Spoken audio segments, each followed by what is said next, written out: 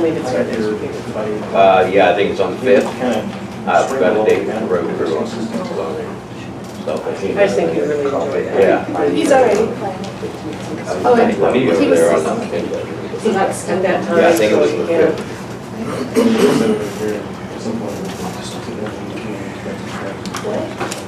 Because I have like materials for it. Thank you. Is Paul coming in here? That's okay. Yeah, I got it because me and I were talking about it. So you can't, Yeah, that's the spring, school-based thing, Yeah. but,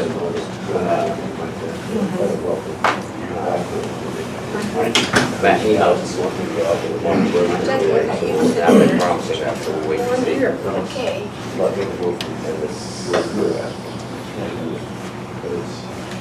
6th is my regular pay. Well, So, acting a little rise in my shine, or vice versa. I was just gonna say, I'll talk to you about it too.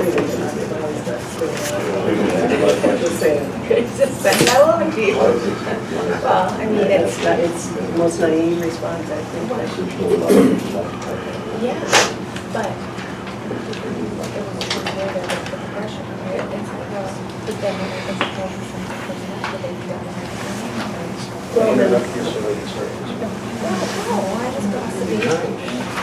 we were actually on business. Business. Real other business. Well, I've got 9:30, so it's time to call this meeting to order. This is our regularly monthly business meeting. Welcome, Paul. Glad you could make it. And if you would join me in the Pledge of Allegiance. I pledge allegiance to the flag of the United States of America and to the republic for which it stands, one nation, under God, indivisible, with liberty and justice for all.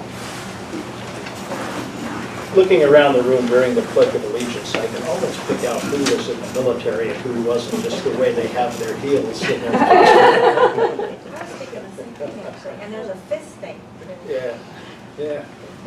You know, if the CIA is watching you, you're not supposed to be military, change your posture, I guess.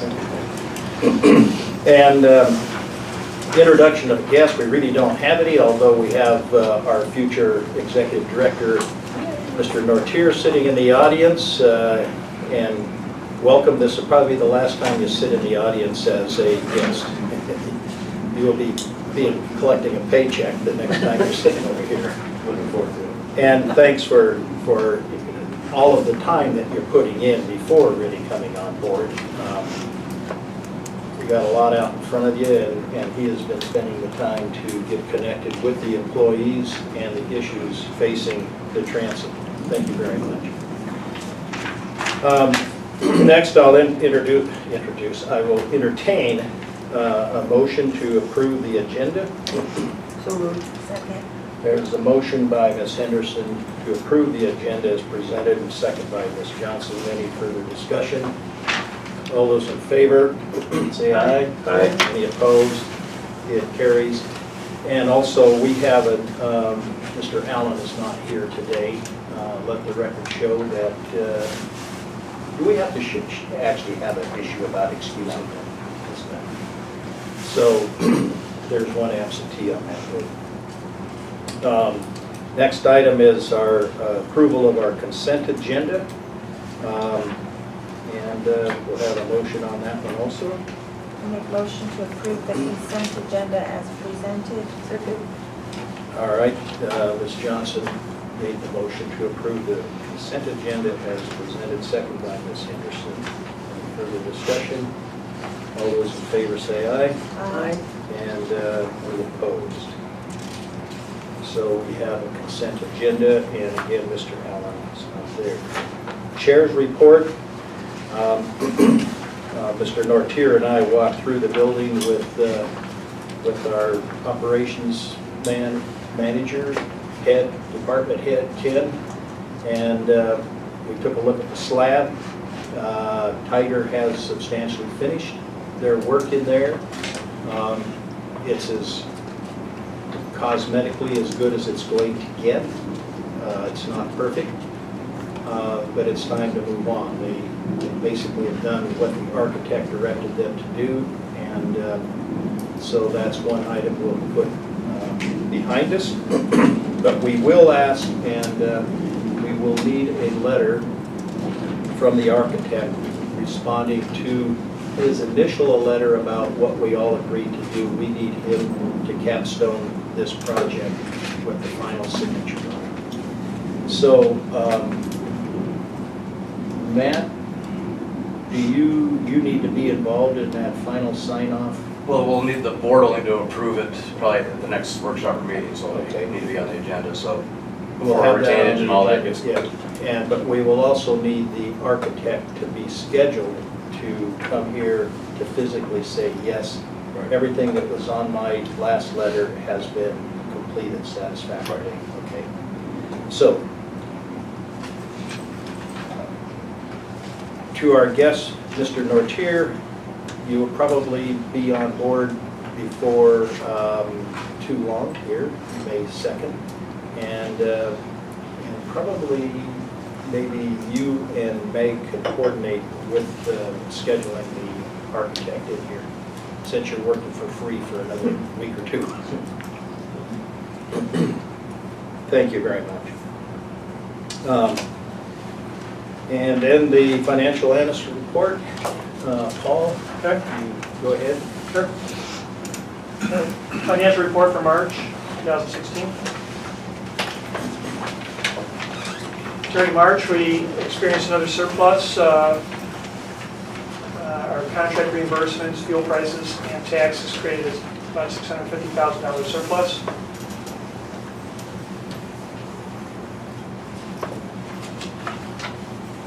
Our cash balance currently is $3 million, almost $3.2 million.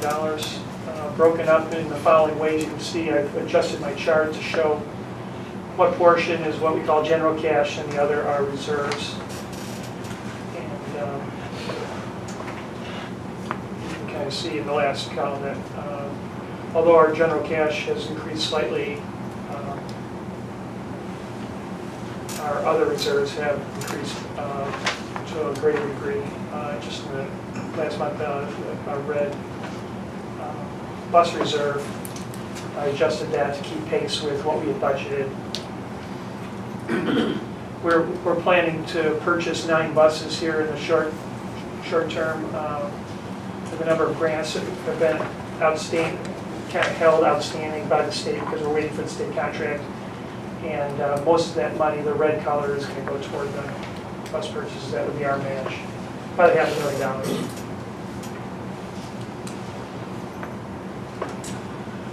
We benefited from sales tax actual figures that have exceeded our budget. You can see that one line there on the top for the first 3 months that we've exceeded our budget by almost 13%. I like those descriptors on the bottom.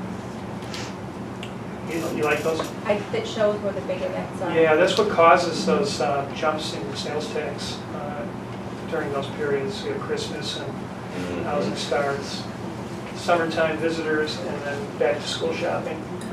That's expensive.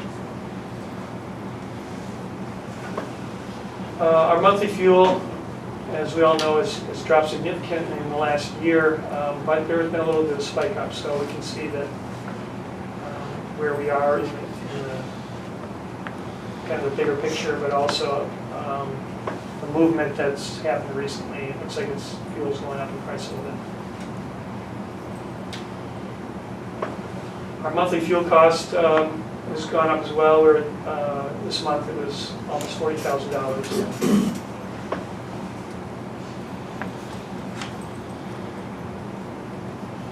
And our ridership bumped up a little bit as well. Although we're still down about almost 19% from last February's figures. So we have less ridership than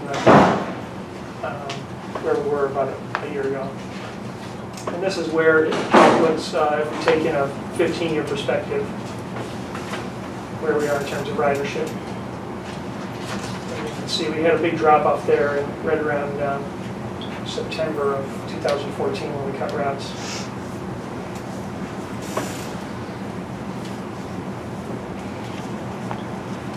And then this is something just a curiosity of mine is seeing how ridership and fuel prices follow each other in such a direct way.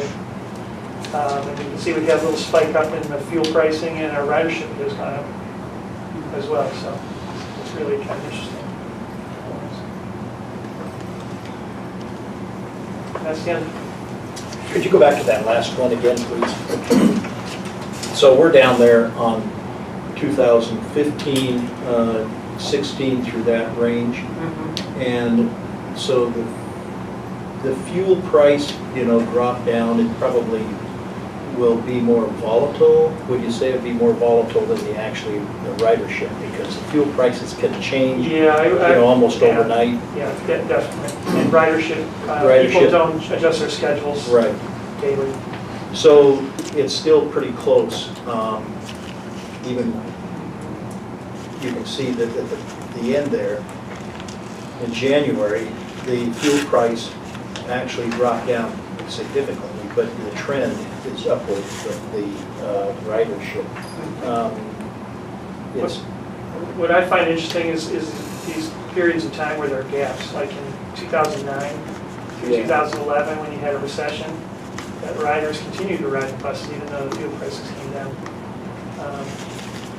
So they're interesting deviances from that positive correlation. Now, excuse me, I have a couple other questions, but I think I'll turn to the board and see if you have any. I don't have any Yeah, just real quick, I'm just curious on the sales tax. You said we're running about 13% above what we budgeted, Yes. but for the total percentage of budget filled, we're at 26% Okay. for year to date. The reason for that is that budget actual report is looking at it from an annual perspective. And what I was looking at was over 3 months, just looking at the Okay. 3 months budget versus the 3 months actual. And the other chart that we saw where there are certain bumps, certain times of the year, well, if you're in a time of the year where there's a huge bump, you're going to have a greater actual versus budget, because if you're looking at that period where there might be a bump against the rest of the period where there isn't, then that bump is going to influence the percentage in total. Okay.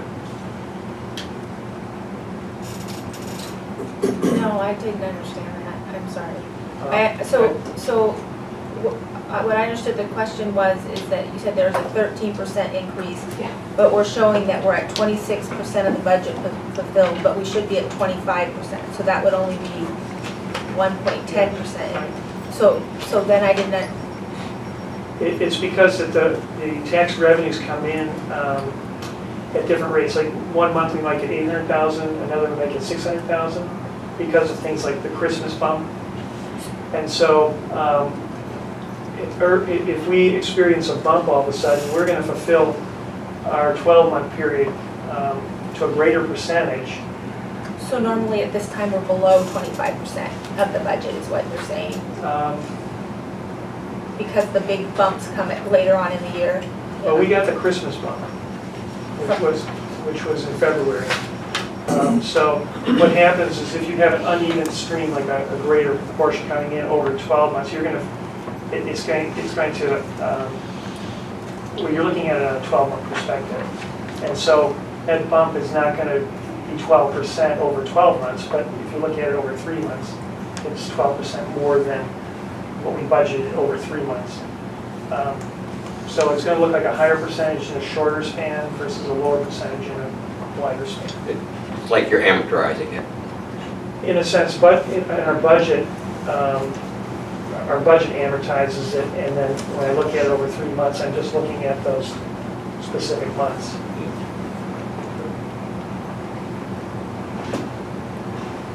Not even close. I'm not gonna get it right now. We'll give you time. Any other questions? The question I have, Paul, go back to the fuel, that one right there. Have you worked out the scenario with the fuel prices in excess of $3, like $3.25, $3.50. Because right now we are getting a dividend in our bottom line from the current cost of fuel. Your model has $3. What does our future look like financially if we actually get into the plus $3 range? Well, we budgeted, I think, $3.50, so I think financially we're going to be okay. Okay, We won't reap those benefits of lower fuel prices. So like this last year, we had saved about $500,000 on fuel alone. So it would cut into our surplus. If price goes up, if the price of gas goes up, things will just get tighter. okay. So our modeling is for budgeting for this Yeah. period is based on $3.50 and not $3. Yeah, well, for 2016, that's the way it was budgeted. And I would plan to probably move forward that way in 17. Okay. So I think I might have it. So if we're 1.6% ahead at this point, and we're continually that percentage ahead each month, that you're saying at the end of the year, we'd be 13% ahead, and so I'm only seeing 1.6% now, but it Yeah, accumulates over time? Yeah, exactly. Well, if we continued at 12% pace, at the end of the year, you'd see 12%. And so where I'm seeing 26% to 25, at this point, we're at the 1.6. But as we go further through the year, that percentage will just increase until it gets to 13. If we continue on the same path. Right, so it's not that we're at 13 right now, it's that we're projected to be at 13 at the end of the year. That's what you were saying. Please tell me that's what you were saying. Well, I'm not projecting that, but I'm telling you that if things continue the way the first 3 months have, then I might predict that. I'm not, nothing's that certain here in the forecasting world. But our taxes have been about 12% above our budget in the first 3 months. If they continue, then at the end of the year, that's what we can see. 12% actual over budget. If the 3 months performance continues over 12 months, and that's what it is. Yeah, okay. Okay, you ready to move on? Yep. I wasn't the only one who didn't get that, I don't think. Most of the items that we have for our items 1, 2, and 3 of this they are housekeeping, and so we're going to move fairly quickly through them. Business item number 1 is resolution 15-16 of the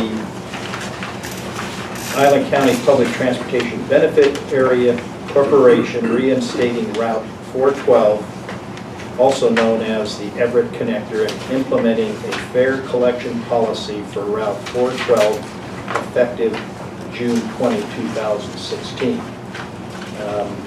I'm not sure that we need any presentation. This is really carryover from the last meeting.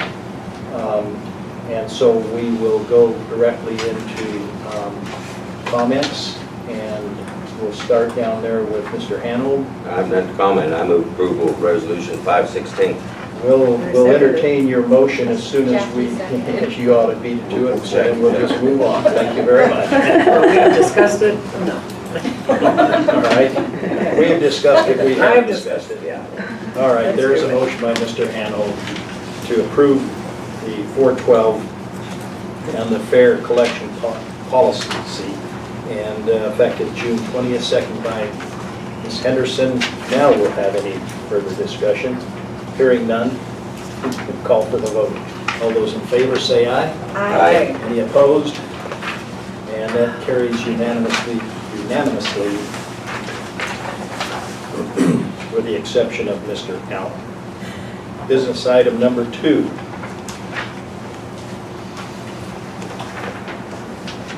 I would make a motion to pass resolution number 6-16 of the Board of Directors of the Island County Public Transportation Benefit Area Corporation, authorizing certain persons to sign warrants and investments on behalf of Island Transit, superseding resolution number 8-14, effective May 2nd, 2016. I'll second. There's a motion made But I'm gonna to have a question. approve Resolution 6-16, second by Ms. Johnson. And any discussion? Just, did I step on you? Nope. Oh, I was just going to say, just for clarification, I don't know if the public has copies of this, but the certain persons are Michael Nortier, Paul Aaron, Robin Goldring, and Goldring, boy, my tongue is twisting, and Colleen McKinney. Thank you, Mr. Hamel. Yeah. The only change to that would be the executive director name. The other names are the same as previous. Being that this is housekeeping, we have a motion. Any further discussion? Hearing none. All those in favor of approving Resolution 6-16, say aye. Aye. Any opposed? Hearing none, it carries unanimously, obviously with the exception of Mr. Allen. Next business item is the approval of and discussion of Resolution 7-16, authorizing designation of signature authority of the transit management system to Mr. Nortier, Executive Director, effective May 2, 2016. I'd make a motion to approve resolution number 7-16. Second. Very good. And we have a motion to approve Resolution 7-16 by Ms. Johnson, second by Mr. Hanold. Any further discussion? What is the trans award management system? NAMS is a new system that the FTA uses to manage grants. There are different pieces of it, like certs and assurances was one of them, where we promise to follow the rules of federal grant procurement. And then there are other pieces that track reimbursements and other forms. So it's a brand new system. It used to be the team system, and now it's trans, and it's just recently been implemented by the FTA. And then anytime we make a change in who we're authorizing to the signature, the board takes action on that? Or, I mean, is it just, are all of these different signatures assigned to the executive director, and then once we hire the executive director, there's an automatic replacement, or we need to take action each time? You need to amend this resolution in the future. So I'm kind of asking if that is, I don't have issues with it, but is that the most efficient way to do it? I mean, could you tie the resolution to the position rather than to the person? You could do that. And then every time you have a different person in that position, then your resolution still stands. You wouldn't have to reauthorize a specific person. You certainly could do that. I mean, I don't know how long this guy's sticking around. I was just going to say, not that we're hoping that you're leaving anytime soon, Mike.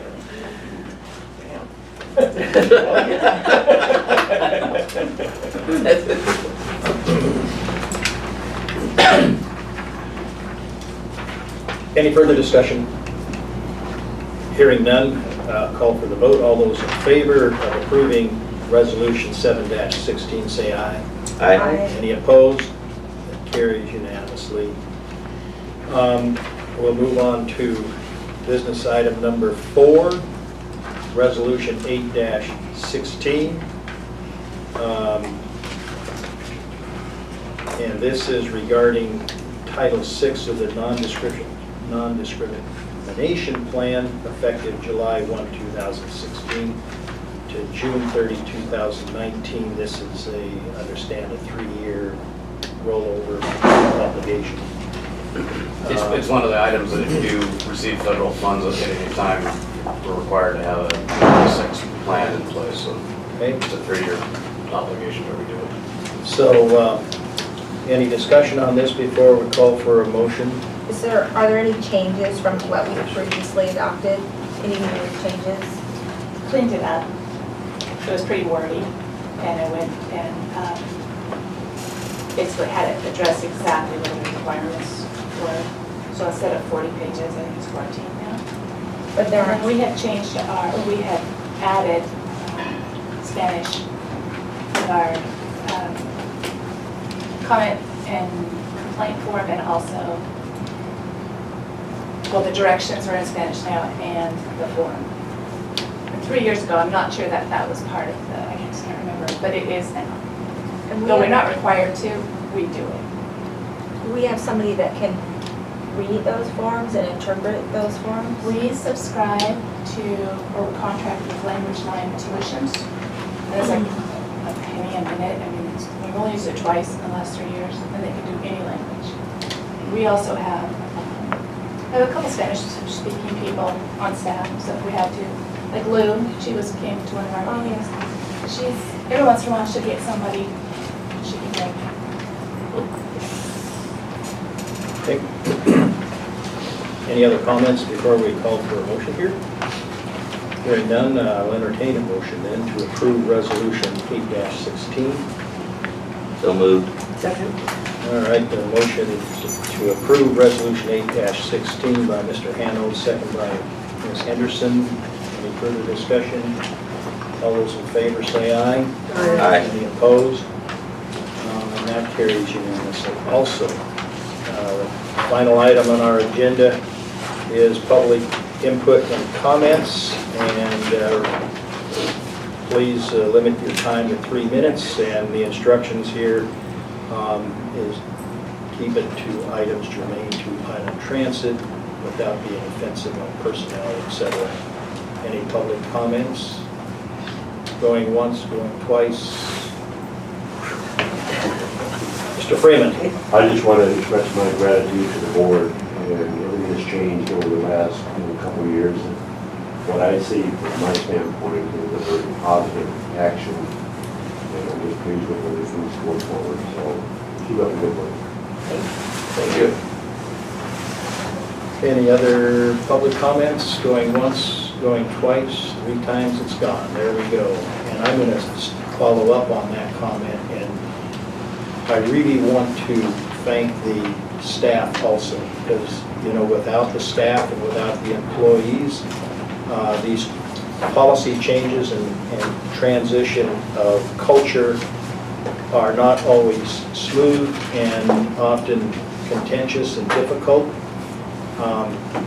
But we are doing our best as a board to try to provide better service to the public, because it is the public who we are serving. And those aren't just words, they really, that's what our job is, that's what your job is too. And we'll get better as we keep moving down the road. Thank you, staff. Mr. Chair? Yes. I just wanted to make one comment. And I told I believe the other board members this, just, but I wanted the staff to hear it and Mike to hear it as his future, about his future staff. I have a staff member who has a son with developmental disabilities who rides the transit a lot, both the father and son do.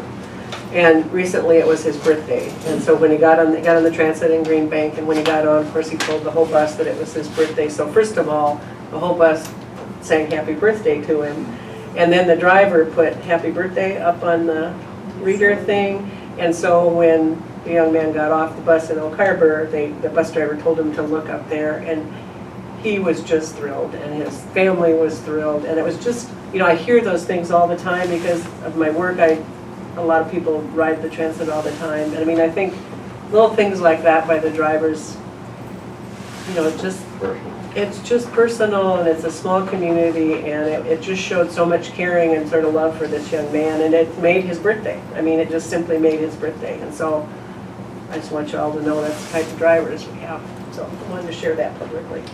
Thank you. And then I wanted to let you know that I will not be at the workshop meeting in May. I will be on vacation. Good for you. Before we adjourn, I will announce that the next meeting will be a workshop be held on May 9th, right here. And, pardon? Sorry. Okay. And the next board meeting will be May 23, again right here. And Lance, do you have anything you would like to add or comment on? I think the only thing, there was some discussion recently about, my experience with King County Metro for all those years, and then being on the board at Community Transit.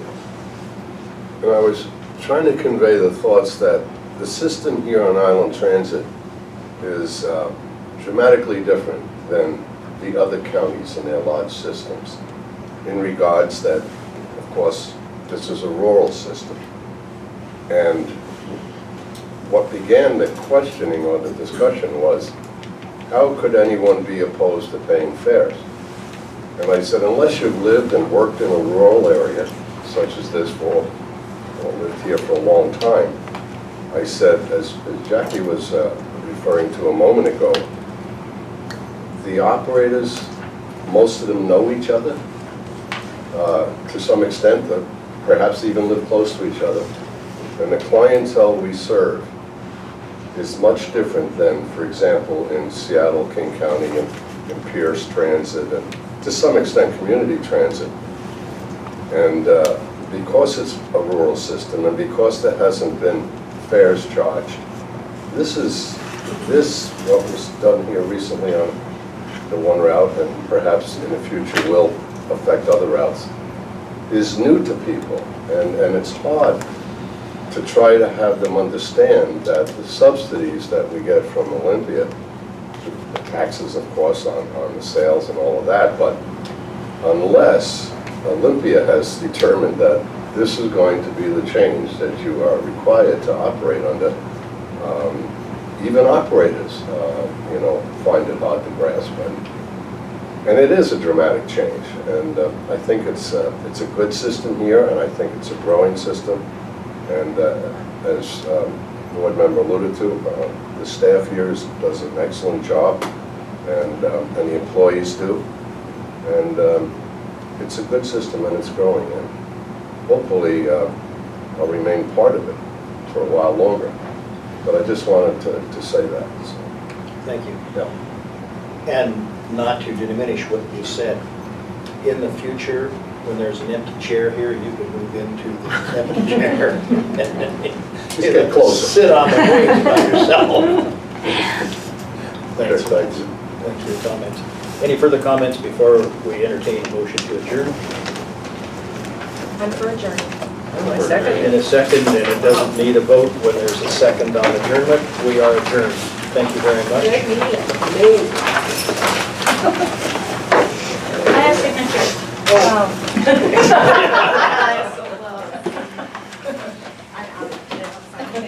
Okay, I'm gonna write the meeting now and just say what my questions back to you.